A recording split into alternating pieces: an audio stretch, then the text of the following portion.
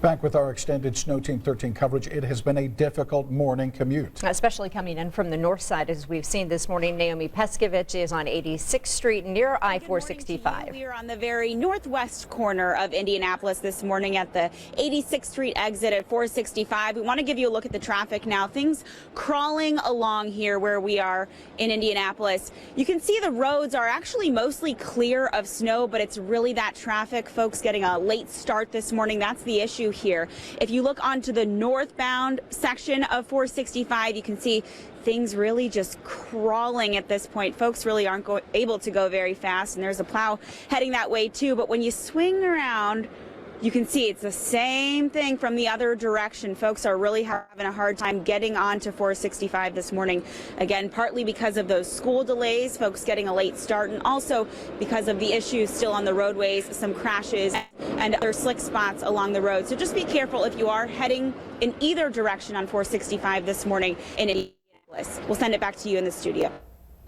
All right, Naomi, thanks so very much. Yeah, we typically see slower conditions there, but certainly this morning with all the snow. So now we get ready for the bitter cold that will settle in, along with the winds that Chuck has been talking about. Right now we're going to go to Chuck Lofton with the latest on our, well, actually we're going to go to Kelly Green outside with the latest on what's happening on downtown roads. Kelly? Thanks, Bruce and Julia. Well, we are just outside the station here along Meridian Street. And since we were out here at 3 o'clock this morning, and that was when the brunt of the storm had really just hit, the roads have improved immensely since then. Travel is so much better downtown Indianapolis, and the crews have been out here really working hard. So definitely has been a much better commute over the past hour or so. But you also have sent in a lot of pictures thanks to social media. We want to share some of those with you. Snow-covered road here 4 miles north of Crawfordsville along US 231. This was sent in by Kurt Johnson. Also snow in the backyard in Richmond. This one was sent in by Sydney Sanders. And a van covered in a parking lot in Lebanon. Denise Tully Catron sent that picture in. So we definitely encourage you, send in your snow pictures. You can put it on our Facebook page at WTHR. Also, you can use the hashtag on Twitter, SnowTeam13. So bring in those snow photos. Now notice Meridian here has been shoveled. This sidewalk looks great, but if you haven't shoveled your driveway or your sidewalk, you may have to do that. It might be a law. I'll have those details coming up in the next half hour on Extended Sunrise. Kelly Green for us live. Kelly, thanks again. All right, Kelly mentioned Twitter. I've been seeing Bob Siegel's Twitter feed here this morning. Yeah. He said his drive has taken him 3 times the normal amount. Now he's in gridlock on I-65. Bob, we have you on the phone? I am. Good morning. Good morning. So are you in an accident, or is this just taking this much longer because of the road conditions? There is an accident. It's just south of 38th Street on I-65 South. Usually I can make it to work in under 15 minutes, about a 12-mile commute. So I'm at 50 minutes right now, and I'm just squeezing past the actual accident. There is, looks like a semi and a minivan involved in the far left lane on I-65 South. So if you're heading down 65 South, things are backed up way past Lafayette Road right now. But if you're in that gridlock, if you want to get off at the 38th Street exit, head down Michigan Road, MLK, hook back up with I-65. You'll save yourself a lot of time on the commute this morning. Got to just take it slow. It's really a parking lot in portions of I-65 South, just north of the downtown area. All right. Quickly, Bob, is it still pretty slippery on the pavement? You know, the roads actually aren't that bad, but I have seen this morning state police just in the 5-6 mile stretch on I-65 that I've been on. Indiana State Police, they're dealing with a couple of accidents off in the left-hand lane.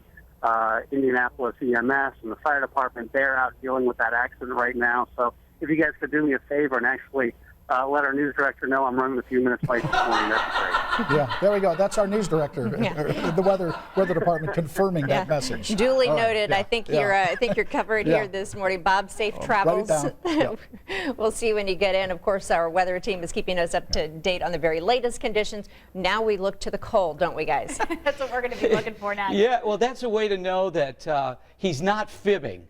He really is on the way for our news director. But thanks, Bob, for that. Still looking at some light snow on the radar, but the cold temperatures are going to be the big issue because if you don't get this snow cleared, that is when we're going to have some big problems. Want to show you a view from Greenfield from our SkyTrack Weather Bug Network. You know, a lot of places are blanketed with snow this morning, and that's exactly what we're seeing, especially as we take a look at many spots.